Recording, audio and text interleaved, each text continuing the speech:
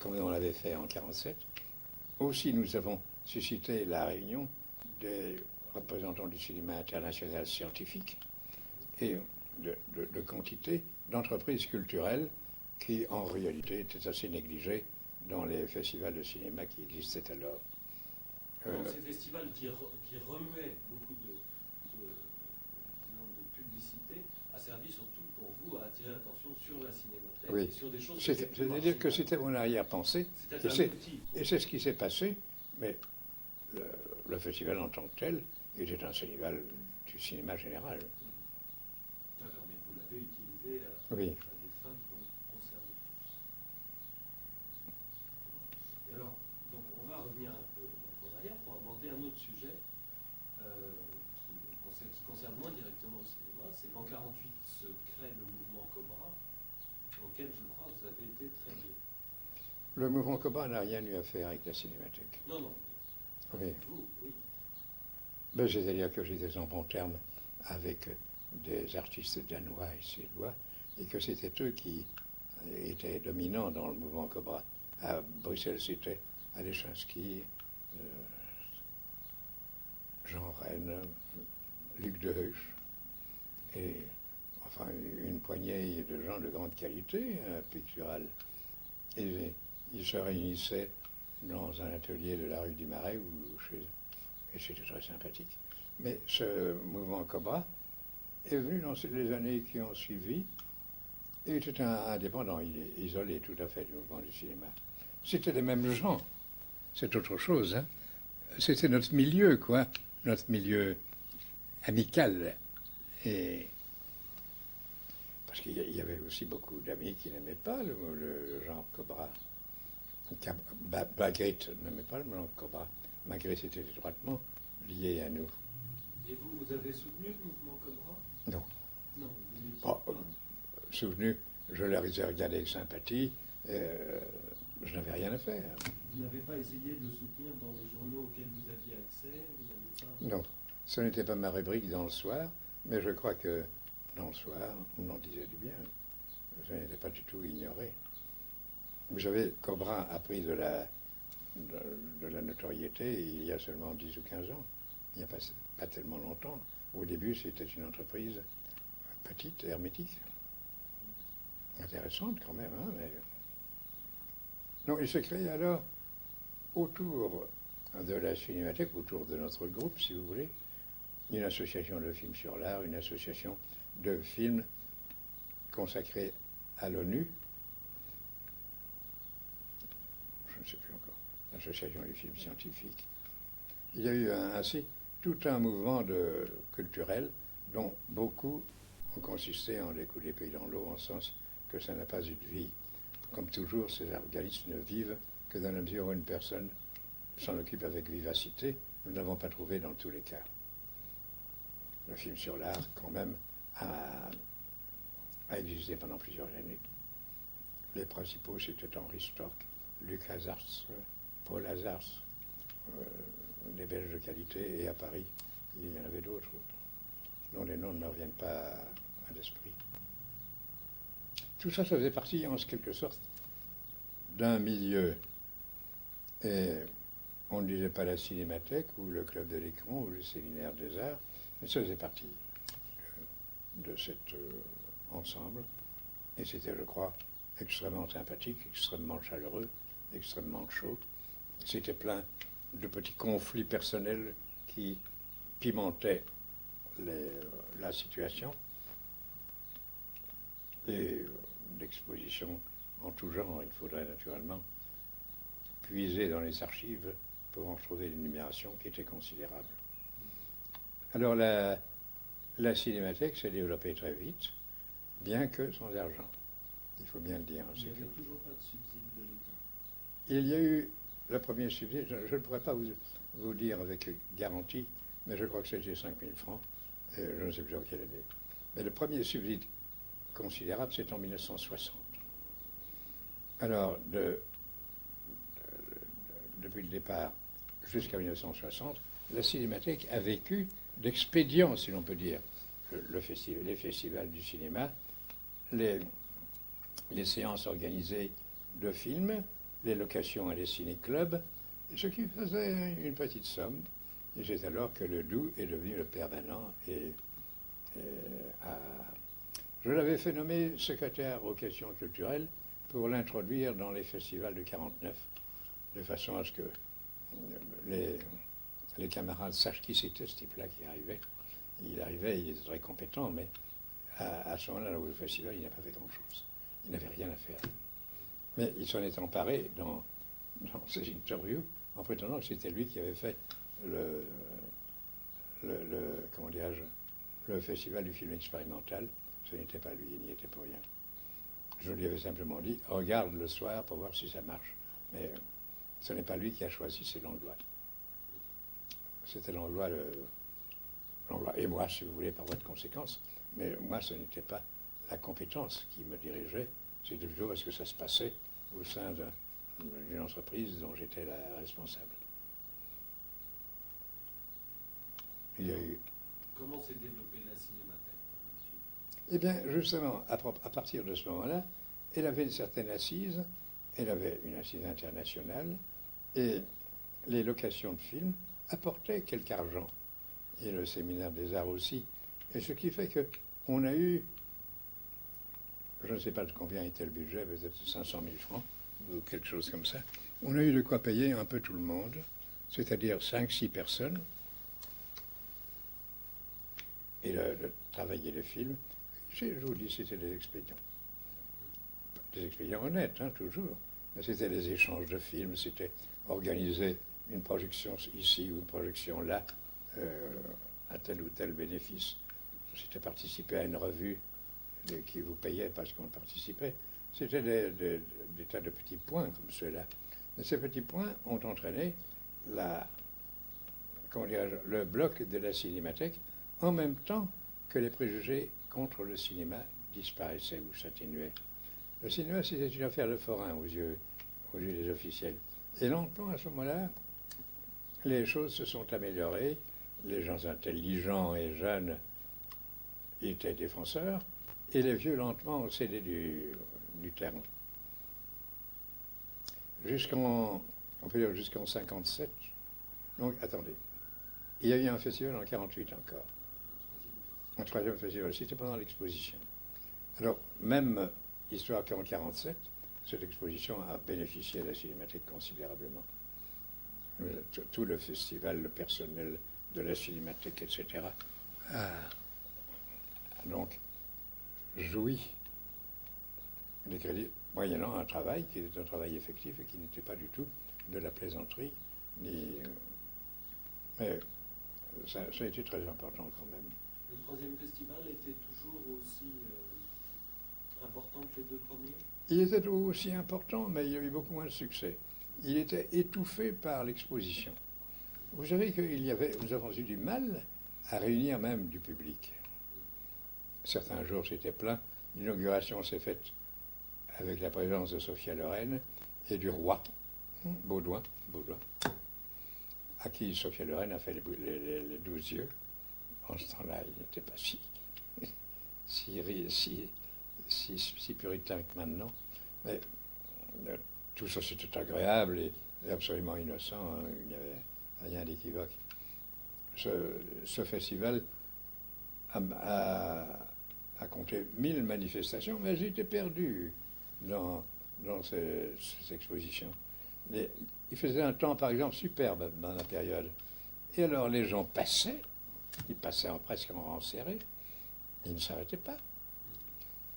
Quelques mois après, au mois de septembre, quand l'exposition allait se clore, nous avons organisé la projection des 10 meilleurs films de tous les temps. Les 10 meilleurs films de tous les temps avaient été désignés par une enquête que nous avions faite, nous, Cinémathèque, auprès des membres du Bureau international de la critique, qui était présidé ou dirigé par Lothar Eisner à Paris. Et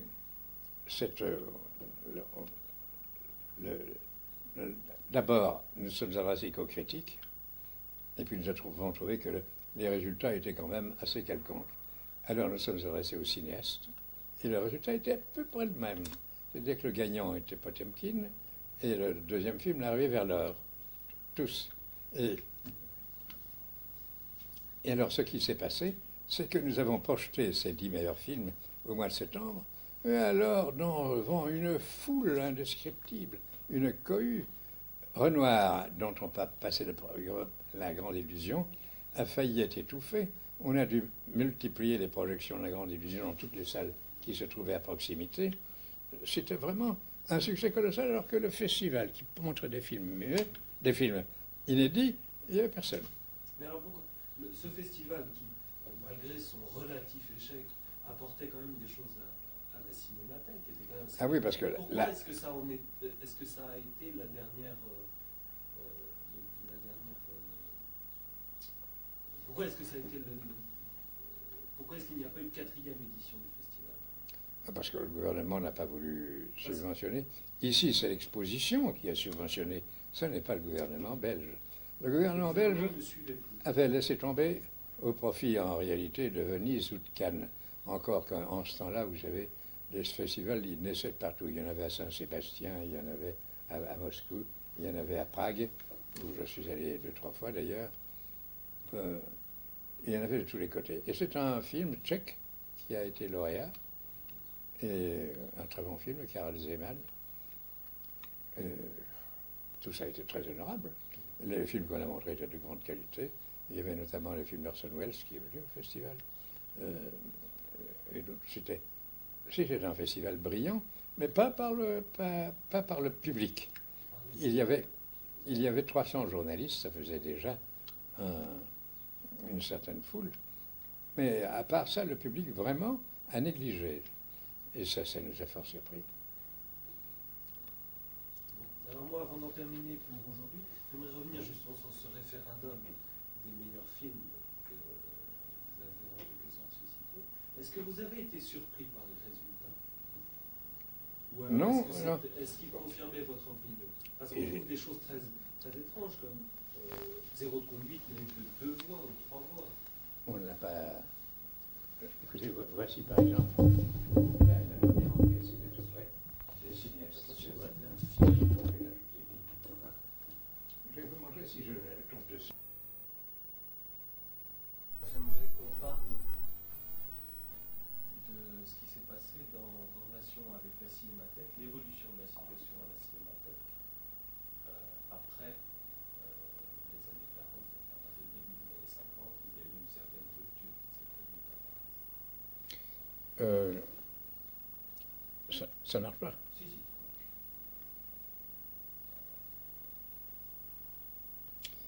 La cinémathèque n'a véritablement eu d'activité marquée qu'à partir de 1945, c'est-à-dire dans l'immédiat après-guerre. Et à ce moment, le fait que nous étions dans un dénuement matériel total a limité très fort et nos initiatives et nos moyens. J'ai signalé, je crois, il y a quelques instants, l'exposition de dessins animés que nous avons entrepris. C'était une première manifestation d'envergure qui était surtout alimentée par la Cinémathèque française et par Henri Langlois.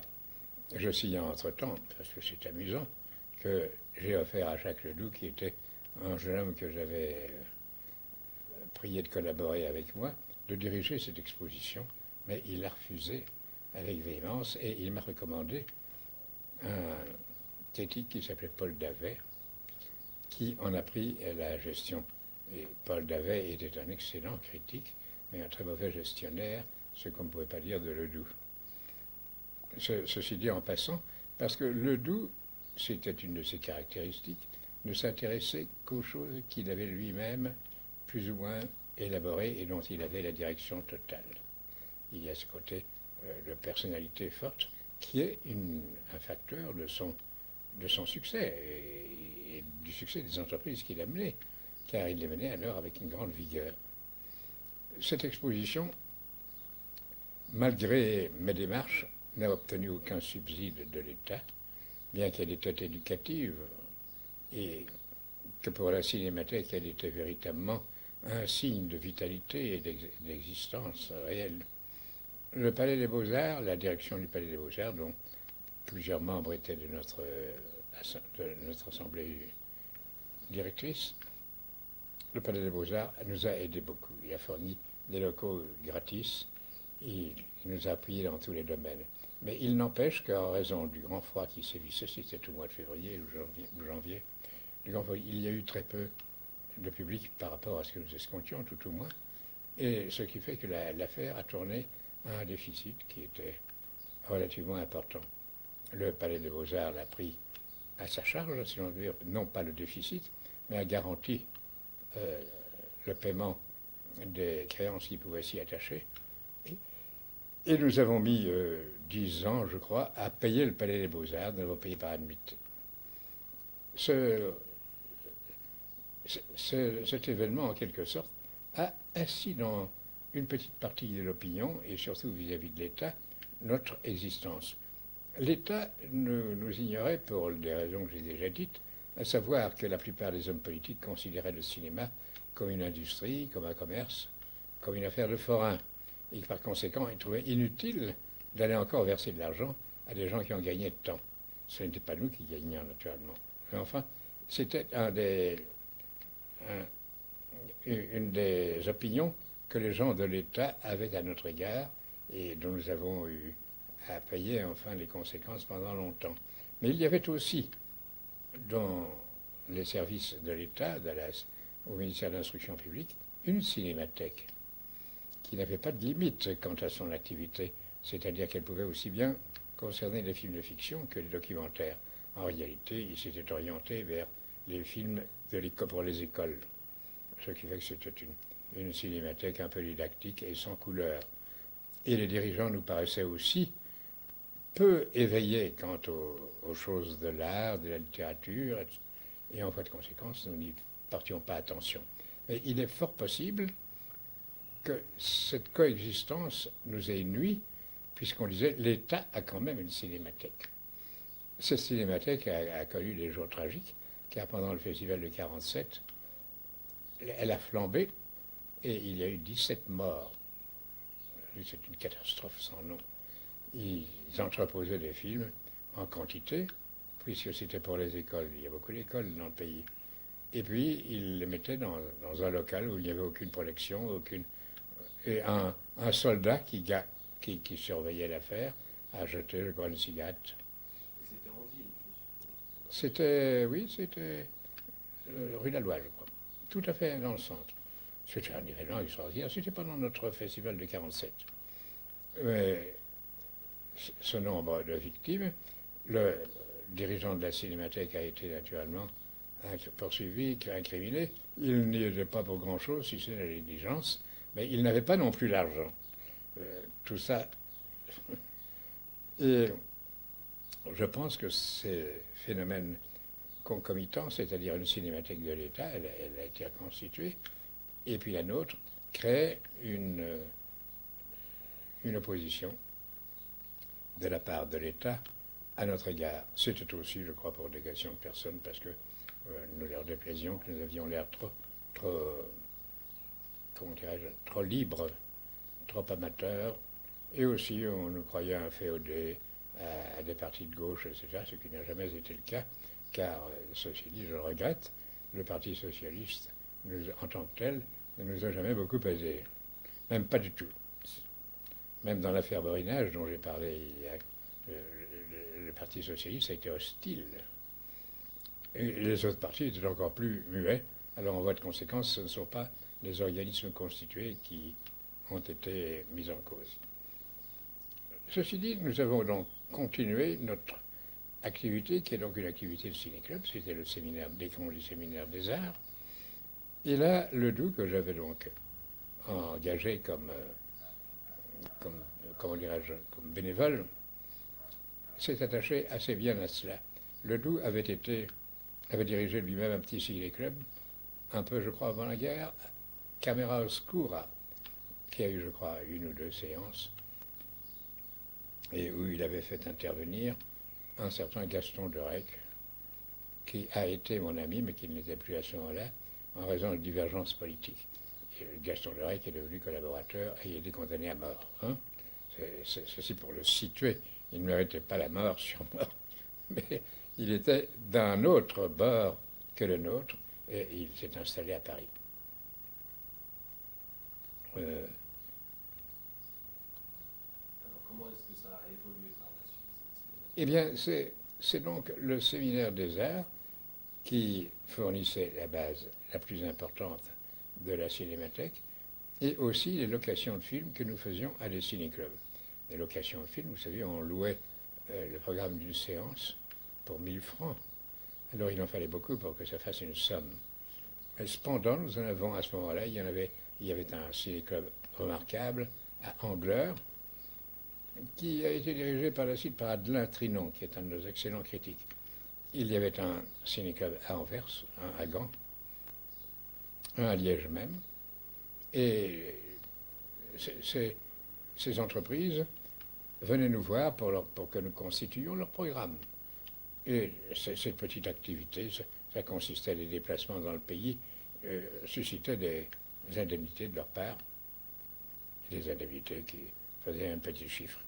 Il ne nous fallait pas beaucoup d'argent puisque personne n'était payé, que la dactylo, secrétaire, que l'opérateur, le caméraman, et des personnalités dont certaines sont encore là, encore présentes maintenant.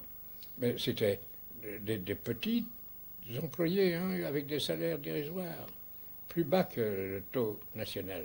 Il y avait quand même une politique d'achat de films, je pense. Oui, c'était rare. J'ai fait acheter notamment des films importants comme Le cabinet du docteur Caligari. Mais déjà là, malgré que c'était des films hors commerce, c'est-à-dire hors de perspective commerciale, on osait payer cher. Je crois que le Caligari est resté en mémoire parce que j'ai payé 10 000 francs pour ça. Colossal. Je trouve que ce film était essentiel. C'était une base des recherches figuratives du cinéma et du cinéma allemand tout court avant Hitler. Sinon, c'était les seuls éléments qui nous permettaient des revenus et un petit rayonnement. Naturellement, comme j'ai été nommé très vite, en raison de l'appui d'Henri Langlois, à la direction des archives du film, à Paris. Je suis allé souvent à Paris. J'ai pris contact là avec quantité de correspondants des cinémathèques et puis de cinéastes. Et ainsi, nous avons pu avoir et des legs et des petits dons et aussi des personnalités qui venaient à Bruxelles faire une conférence et apporter avec eux des films. C'était ça. En réalité, jusqu'en 1947, jusqu'en 1949, date du second festival qui a eu lieu à Cloc, et où, comme la caisse du festival, qui était sous ma responsabilité, disposait encore d'argent, je crois qu'il y avait quelques centaines de milliers de francs. C'était absolument isolé, c'était contrôlé. Je ne pouvais pas l'utiliser naturellement à d'autres fins que celles du festival. Et comme ces sommes qui nous restaient, et celles que nous avons sollicitées du directeur du casino, M. Gustave Nellens, ont permis de créer un budget et de faire un festival dans le même style que celui de 1947, absolument indépendant, car M. Nellens n'a jamais mis le nez dans notre festival que comme spectateur. Et de ce côté-là, nous n'avons vu que d'excellentes relations. Ce festival a quand même eu moins de brio et d'ampleur que celui de 1947. D'abord, il se situait dans une plage qui, à l'époque, n'était pas encore tellement connue. On connaissait en Belgique Ostende, mais on ne connaissait guère Knokke-le-Zout. En plus de cela, il y avait un départ dû à l'après-guerre et une prolifération de festivals en tout genre. Venise avait réouvert ses portes. Il y avait un festival à Rome et un à Turin. Il y en avait un à Saint-Sébastien. Il y en avait même, je ne sais où, du côté de Buenos Aires. De tous côtés. Ce qui fait que notre festival de Knokke-le-Zout, malgré les amis que nous avions un peu partout, n'a pas eu le prestige du premier. Cependant, il y avait des films. Il y avait des films, et notamment Le voleur de bicyclette, de Sica, qui était un cinéaste inconnu à cette époque ou en Belgique, et qui a remporté la Palme, une Palme qui était plus que méritée. C'est un film que j'ai trouvé admirable à l'époque et qui est, je crois, resté. Il y avait aussi des essais de films expérimentaux que j'ai fait avec Sadoul et avec Langlois, et auxquels j'ai demandé à Ledoux d'assurer de la surveillance, car je voulais légitimer, je voulais inscrire Jacques Ledoux dans le personnel du festival, et ce n'était pas un procédé. Je trouvais que ce que nous faisions sur le plan culturel et autres méritait pour le festival, que le festival y donne quelques agréments. Et alors j'ai fait engager Ledoux comme employé pour un salaire. Ce sont des salaires dérisoires aussi. Même dans un festival du film, c'était des salaires dérisoires. Et c'est alors que j'ai fait nommer Ledoux, j'ai trouvé secrétaire aux questions culturelles. Si j'en parle maintenant, c'est parce que Ledoux se targue de ce titre pour affirmer par la suite la légitimité de son action dans la Cinémathèque de Belgique, une action qui a été extrêmement bénéfique, comme on sait. Mais est-ce que cette position que vous lui avez confiée au festival s'est répercutée sur sa position à la Cinémathèque après? Non. Il était tout à fait étrange, n'est-ce pas, que ces festivals qui remuaient un monde qui était un mondain par certains côtés, et qui remuait un monde aussi bien les États, les ambassadeurs, les conseillers culturels des ambassades, etc. Il est très curieux que notre cinémathèque en a bénéficié, en fait, mais pas en rayonnement. Elle est restée tout à fait, de la part des autorités qui n'étaient pas intéressées d'une façon directe à l'activité que nous menions, et elle est restée quelque chose de peu connu. Et Ledoux a repris sa place d'employé au Palais des Beaux-Arts, où il a accepté, parce qu'il n'avait pas, il a accepté de s'occuper de la cinémathèque, on peut dire, presque toute la journée. Et petit à petit, nous lui avons quand même attribué un salaire. Parler de salaire, en ce qui concerne Ledoux, etc., c'est un peu scandaleux, parce que c'était des gens absolument désintéressés, et le salaire était dérisoire.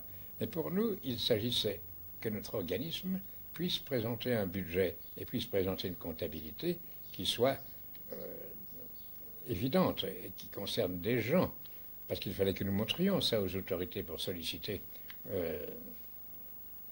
des indemnités. Pendant toute cette période-là, Pierre Vermeulen, qui était président de la Cinémathèque, s'en est occupé avec beaucoup d'attention, malgré qu'il était à l'époque ministre presque sans arrêt. Il était ministre de l'Intérieur, ministre de l'Éducation publique, ministre de la Justice. Et il était extrêmement occupé. Et c'est un homme qui ne faisait rien à la légère, qui faisait tout avec un sérieux extraordinaire. Et naturellement, on s'étonnait peut-être qu'une association qui avait comme président une personnalité pareille, qui avait aussi dans son comité un banquier, le duc d'Ursel. On ne savait pas très bien qu'il était banquier, et dans son milieu, il était connu comme un fantaisiste, mais ce n'était pas comme ça que ça apparaissait. Quand on voit le titre du duc d'Ursel, on s'est dit, voilà un monsieur qui va assurer des subsides. Eh bien, il n'a pas assuré de subsides. Il a été très utile, il a été très gentil, il s'est beaucoup dépensé en tout genre. Et je l'aimais bien, il est mort il y a une dizaine d'années. Un peu plus, il y a 15 ans. Et c'était un homme qui avait plein de talent, un talent inemployé. Alors quand est-ce que la Cinémathèque a-t-elle pris un essor officiel? Eh bien, à partir de ce moment-là, on peut dire qu'elle s'est mise à croître lentement et avec, comment dirais-je, avec une assurance qui s'amplifiait ou qui s'approfondissait de mois en mois et d'année en année. Dès nos festivals, on savait que c'était sérieux. On savait qu'elle existait. Et on ne savait pas ce qui s'y passait, mais Et puis petit à petit, on a pris conscience de sa réalité. Et alors la croissance du séminaire des arts a été très importante, car nous faisions une douzaine de séances de cinéma de ciné-club, de films de ciné-club, dans la grande salle du Palais des Beaux-Arts, compte 1500 places, je crois. Et ces séances ont eu un énorme succès, même de relations.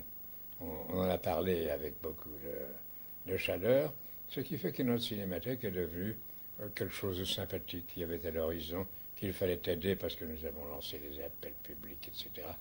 Et il y a eu des gens qui ont écrit des articles dans la presse favorable. Mais c'est donc une progression qui a été faite très lentement, à telle enseigne que si j'abrège, un dernier festival a eu lieu en 1958 lors de l'exposition universelle. J'en ai été directeur général une fois encore.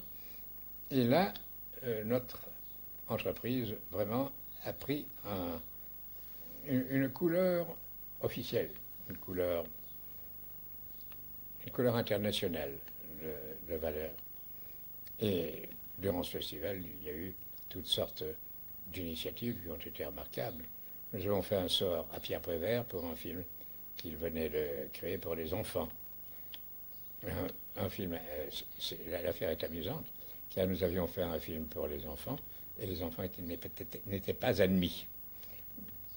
Malgré leur présentation, ce qui fait qu'on a vu, les journalistes ont vu ce film, et pas les enfants et pas le public même. C'était une après-midi au ASL, il faisait un temps superbe. On comprenait que les gens préféraient être dehors que dedans, et, enfin, c'était ennuyeux. Mais nous avons aussi invité les gens, et parmi la foule des acteurs des films en propos, il y avait notamment Orson Welles, et nous avons aussi invité le grand comédien soviétique qui jouait dans Ivan le Terrible. Le nom ne me revient pas, mais et qui est venu présenter une séquence d'Ivan le Terrible en couleur. Sergei Tcherkassov. Comment? Tcherkassov, oui. Tcherkassov, c'est ça. Et c'était très passionnant, parce qu'en Occident, on ne connaissait pas ces travaux d'Eisenstein. On connaissait Eisenstein et on connaissait Ivan le Terrible. Hein. Mais c'était là une vision tout à fait originale. Qui est Maintenant de la couleur, presque dans une utilisation expressionniste. Oui. Oui, l'utilisation de la couleur était saisissante et digne de la réputation d'Eisenstein, car les grands artistes n'ont pas toujours la main heureuse quand ils passent à un autre bord que celui de leur spécialité. Ça, c'était, par exemple, des petits événements. Alors, il y a eu des balles de vedettes. J'ai eu, je dois dire, beaucoup de difficultés à ce moment-là parce que j'étais boycotté. Notre festival était boycotté par les... boycotté d'une façon... Comment est-ce qu'on peut dire ça? Pas officielle, par les Français. Et nous avons eu de ce côté-là toutes sortes de malheurs. Nous organisions par exemple un bal des vedettes avec leur concours tacite, naturellement. Et puis pour le bal des vedettes, quand il arrivait, ils envoyaient un acteur, c'était Daniel Jeunet. Alors, j'ai dû pendant ce temps-là intriguer à Paris et envoyer des messages pour avoir des vedettes. J'en ai eu 25. Ce n'était pas l'argent qui nous manquait pour les vedettes. C'était simplement la bonne volonté. Il y avait un boycottage. Les Français voulaient que s'ils participaient ouvertement et pleinement au festival, on diminuait l'entrée des films de 5%. La taxe, il y avait une taxe à ce moment-là pour l'importation des films. Il y avait aussi le fait que l'ancien directeur du festival, celui de 47, qui était un homme remarquable, Paul-Gustave Van Eyck, était devenu directeur chez Pathé. Et en voie de conséquence, il était exclu de l'assemblée de notre festival parce qu'il était parti intéressé dans une compétition. Il a compris ça très bien, mais il en a été très mécontent. Et alors, il est en partie responsable de cette hostilité. Sinon, nous avons fait, je crois, nous avons agi avec beaucoup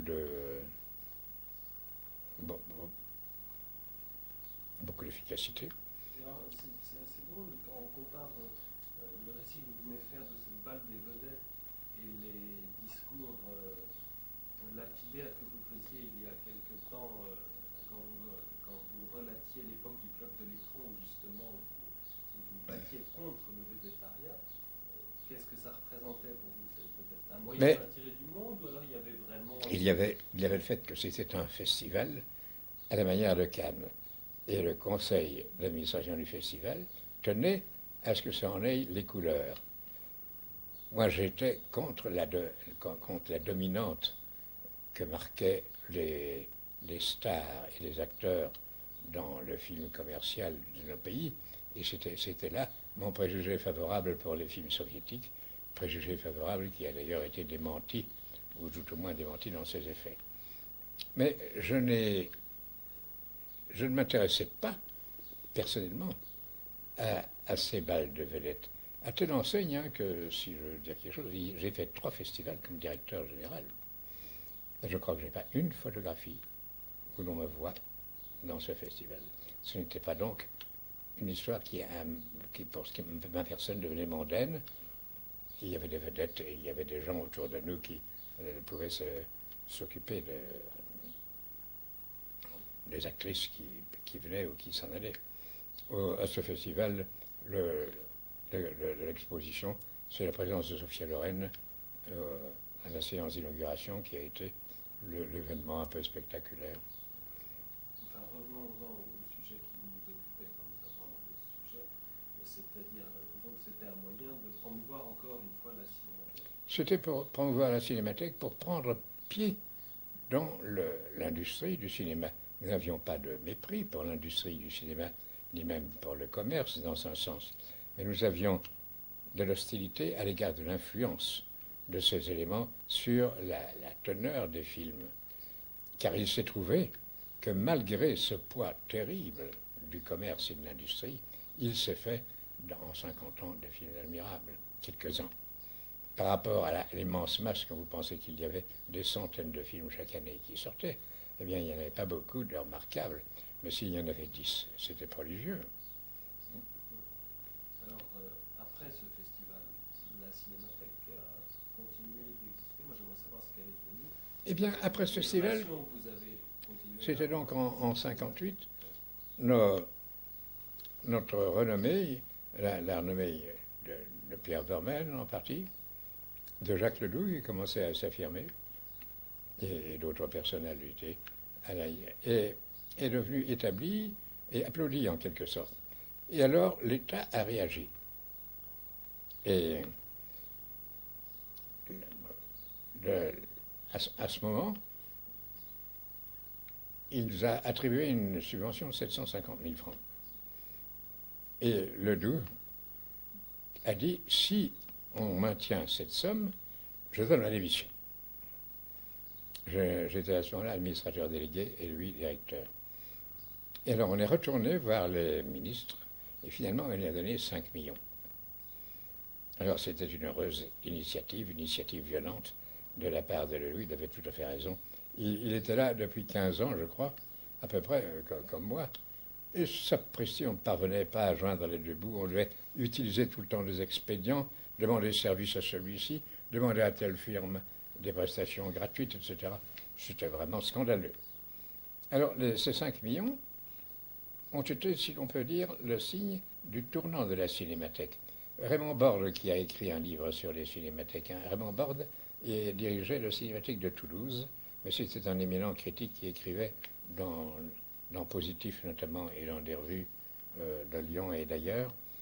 Eh bien, dans son livre sur les cinémathèques, il sépare l'histoire des cinémathèques en 2 catégories. L'une à qui il donne en quelque sorte les couleurs romantiques de l'aventure, la première partie, et l'autre alors les couleurs de l'administration et de la gestion, la deuxième partie. Alors il dit, il y a eu les cinémathèques première partie et les cinémathèques deuxième partie. Et la cinémathèque belge est devenue deuxième partie à partir à peu près de 1960. Et alors elle a eu de l'argent à manier et elle a eu de plus en plus de subsides. C'est monté à une somme qui actuellement est relativement importante, mais qui est tout à fait insuffisante, bien entendu, pour une entreprise de cette ampleur, si on voulait la mener sérieusement. Maintenant, on nous donne les films, on ne sait plus les mettre.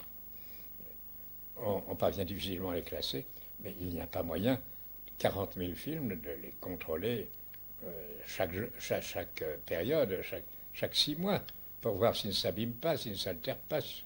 Et il y en a beaucoup parmi ces films qui ne valent pas un clou, d'ailleurs, qui sont des histoires de feuilletonesques. Mais on les donne, nous les gardons. Et c'est intéressant de ne pas avoir de préjugés de qualité à cet égard, car on ne sait pas ce qui sera valable par la suite. Peut-être que ces films prendront une couleur de témoignage dans les temps à venir. En tout cas, nous en avons énormément maintenant, et l'ennui, c'est de les entreposer, de les entretenir, etc. L'ennui, je veux dire, c'est pas l'ennui, mais la difficulté. Naturellement, comme c'est maintenant lancé, la Cinémathèque, elle est devenue royale, qu'elle a un certain prestige, que le Doubs avait un prestige, qu'il a été primé à Rotterdam par le prix Erasme. Tous ces éléments font que la Cinémathèque est devenue quelque chose d'important, et je peux espérer que les subsides vont s'accroître en raison des nécessités de la Cinémathèque. Naturellement, il y a toutes sortes de problèmes qui sont survenus. Il y a la télévision qui est survenue. Et le problème, c'est est-ce qu'on peut garder les films de la télévision à la Cinémathèque belge? Nous avons essayé l'affaire. J'ai essayé moi-même, mais il était plus intéressant à la RTV, par exemple, d'avoir, elle, sa cinémathèque d'émissions télévisées, que de la donner à un autre organisme qui allait compliquer les choses. Ce qui fait que de ce côté-là, nous n'avons pas avancé beaucoup. Et nous sommes en principe pas opposés à faire des collections de vidéofilms. Pas du tout. Alors, je crois qu'à un moment donné, vous vous êtes éloigné de la Cinémathèque. Oui, c'était des raisons personnelles. C'est à quelle époque à peu près? C'est 1958, l'exposition à peu près, ou un peu plus tôt. Il se trouvait qu'avec le Doubs, j'ai eu... Le Doubs était mon collaborateur et est-ce que j'oserais dire que c'était mon ami? Mais il me semble qu'il en prenait l'allure. Et nous travaillions toujours ensemble et nous avions les mêmes directions d'esprit, alors il n'y a pas de problème. Mais le Doubs, pendant toute une période, je m'en suis aperçu après coup, longtemps après coup, a agi comme s'il était seul. Il a par exemple invité à Bruxelles des personnalités sans jamais m'en faire part. Vous savez que la nouvelle vague a défilé ici aussi. Et tous, je ne l'ai pas su. Comme j'étais un peu éloigné de Bruxelles, je ne l'ai pas appris et il ne me l'a pas dit. Il y a eu comme ça toutes sortes d'éléments très désagréables.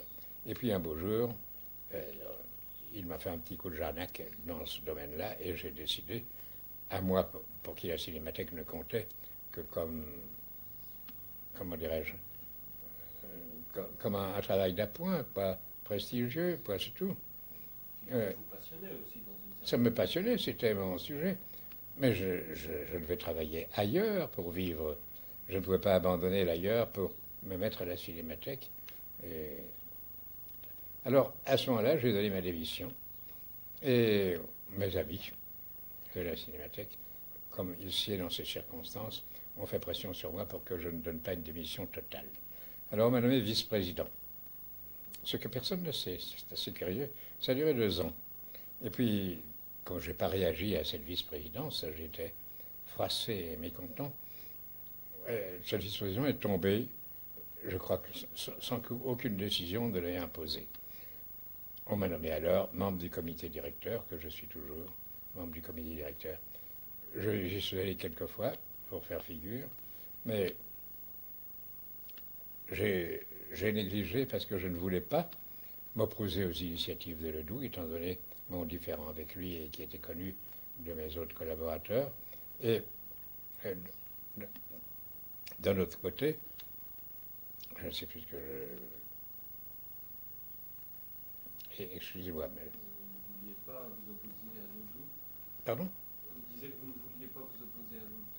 À Ledoux, et en plus de ça, j'ai constaté qu'à ce comité directeur, qui comportait 8 ou 10 personnes, il en venait 2. Il y avait toujours Pierre Dormel qui était... Et il y avait Ledoux, et alors un ou deux, Stock ou moi. Et alors les décisions qu'on prenait, Ledoux les approuvait, et puis ne les appliquait pas. Leloup a agi vraiment comme un autoritaire. Mais on dit toujours que la monarchie autoritaire, c'est ce qu'il y a de mieux. En tout cas, c'était un dictateur en herbe. Il n'aimait pas être contredit, il n'aimait pas être contrarié, et il aimait aussi dire non. Si on lui demandait quelque chose, il était enchanté de pouvoir refuser.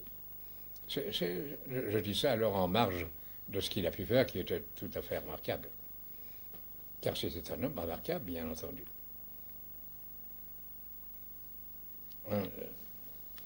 De ce côté-là, j'ai un peu d'amertume, pas tellement.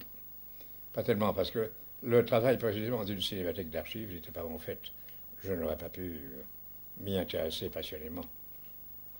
Tenir des fiches, ou être bibliothécaire, ça, c'est pas mon domaine. J'aimais bien, quand nous avons agi dans les séminaires et dans les ciné-clubs, c'était des séances de combat. Nous en avons fait de toute nature, vous savez, quand je vois rétrospectivement au départ, où j'étais un peu intéressé par le côté social, nous pensions que nous allons éduquer la classe ouvrière en leur donnant des films intelligents et en les sortant en quelque sorte du sillage morne et prosaïque où ils vivaient. Tout ça, c'était de l'idéalisme ridicule.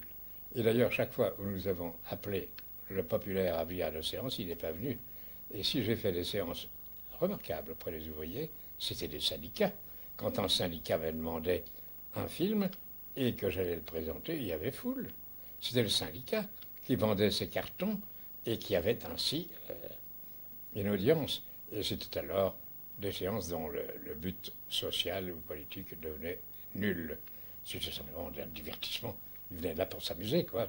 Avec... Quand vous dites que c'était une utopie ridicule, vous avez commencé à avoir cette opinion quand? Jusqu'à quand y avez-vous cru? Tout de suite, quand nous avons créé le festival, Verbaelen et moi, et Stork, nous n'avons pas pensé du tout à faire une agitation politique. Déjà, nous avons pensé servir des films d'avant-garde. Au temps où nous l'avons créé, il y avait des recherches, notamment en Allemagne de Fischinger, Oskar Fischinger, et Feininger aussi. Et il y avait en Angleterre le groupe GPO, et au Canada McLaren, qui commençait à sortir de l'ombre.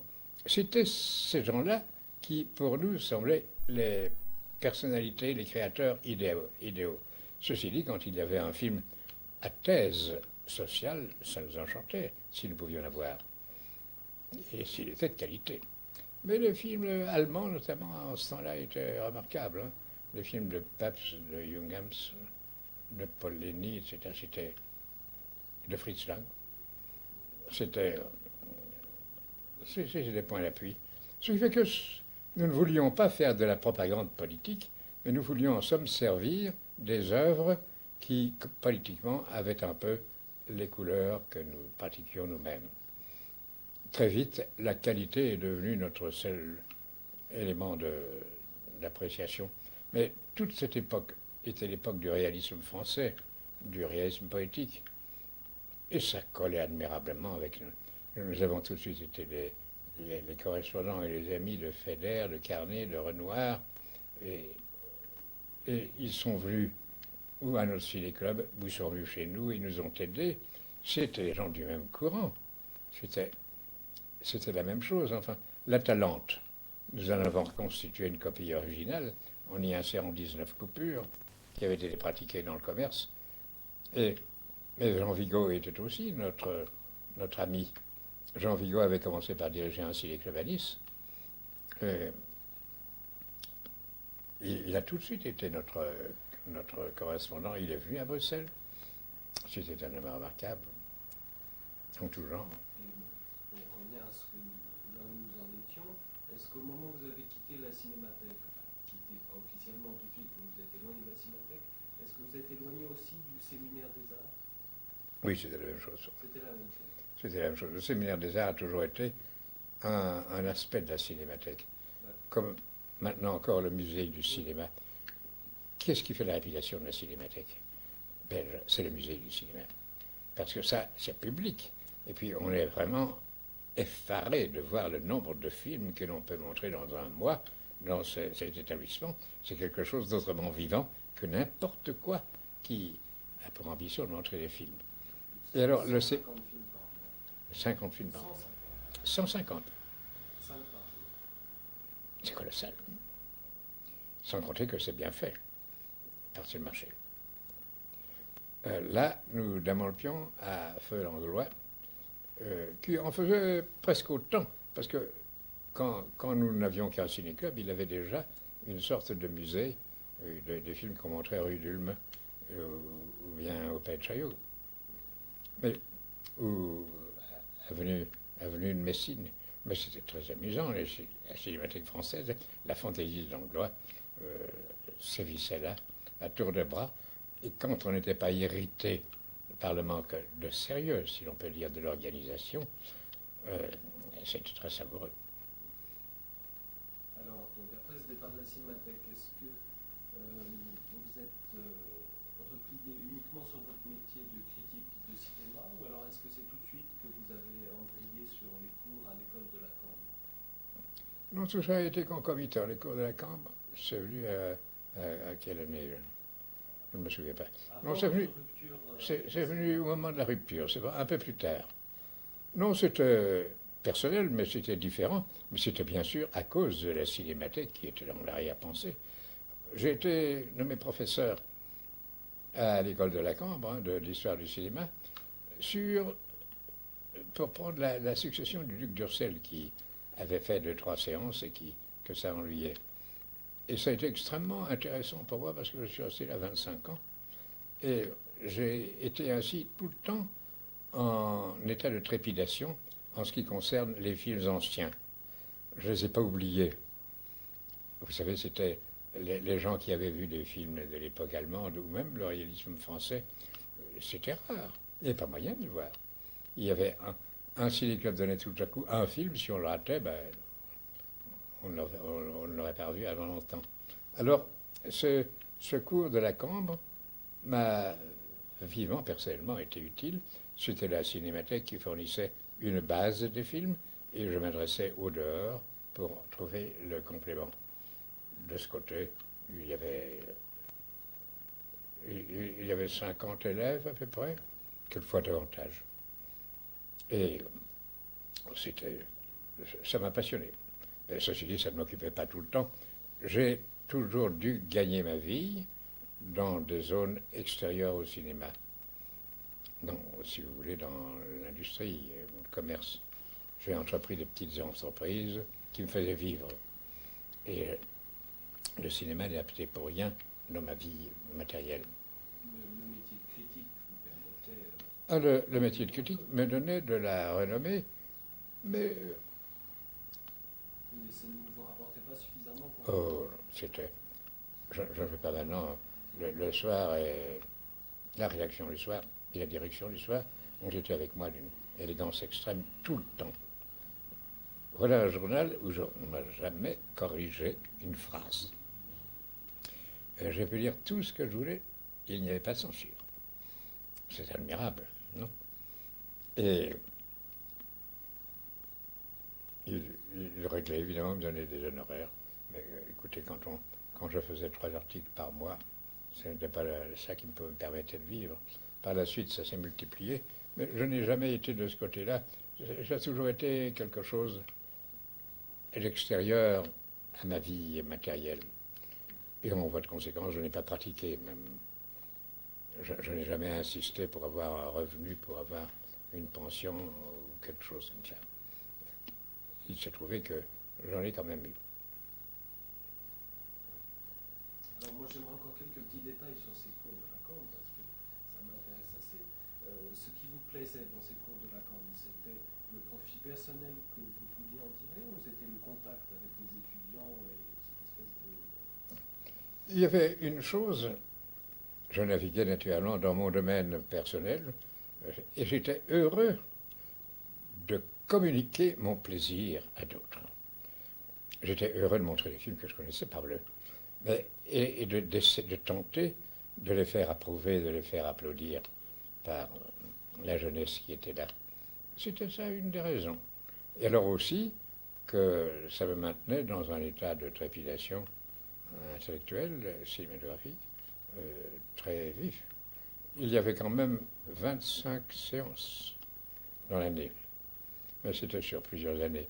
Et c'était l'histoire du cinéma que je devais résumer, depuis les origines jusqu'à l'année où l'on se trouvait.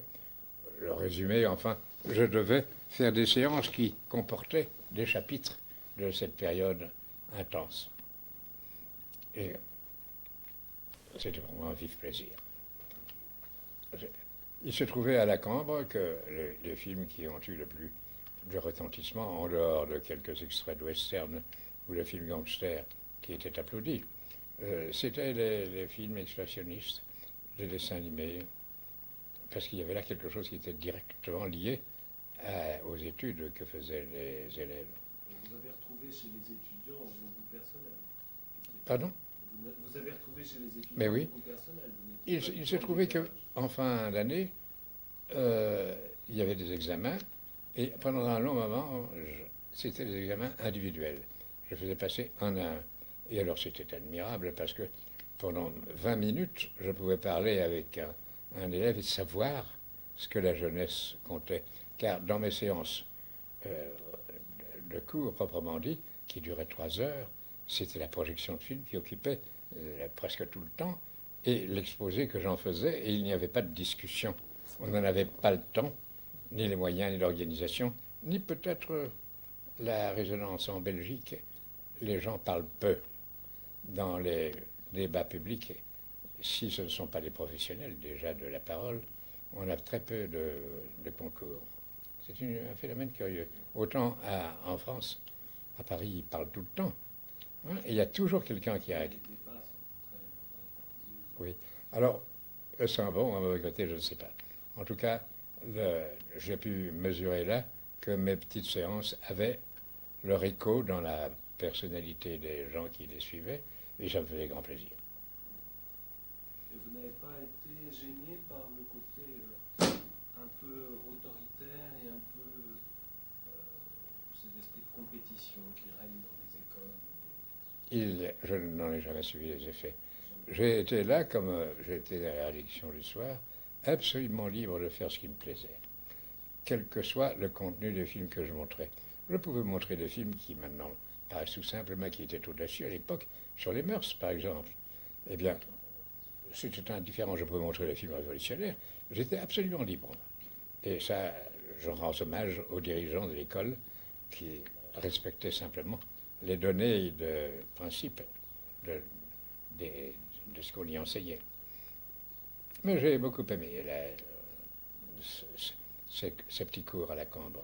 Le fait d'arriver à une espèce de notoriété, d'être un peu institutionnalisé comme professeur, ça ne vous a pas... Non, j'étais pas professeur, vous savez, j'étais chargé de conférences.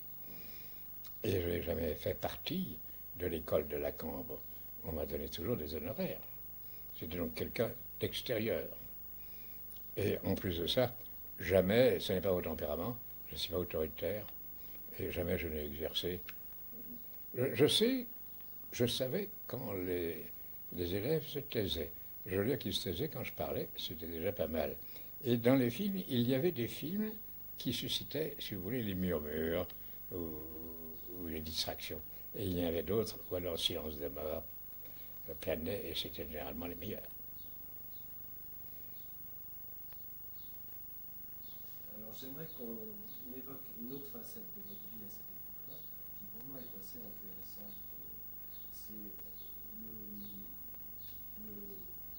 la rupture qu'il y a eu dans votre carrière de critique, le moment où vous êtes passé de la critique de cinéma à la critique de télévision dans le soir. J'aimerais que vous me parliez un peu de cela. Vous savez, apparemment c'est différent, mais en fait, c'était la même chose. Quand je me suis occupé de télévision, qu'est-ce que je faisais comme critique de cinéma? J'allais dans une salle où on me montrait un spectacle et je parlais du spectacle. Eh bien, qu'est-ce que c'était que la télévision? Un spectacle, je parlais du spectacle. Et dans ce spectacle, il y avait souvent des éléments qui ressemblaient à du cinéma. C'était quand même des appareils qui enregistraient des choses et on procédait à des montages et à des jeux de droite et de courbe qui était tout à fait dans le style du cinéma. Ça ne m'a pas semblé étranger du tout. Le fait que les articles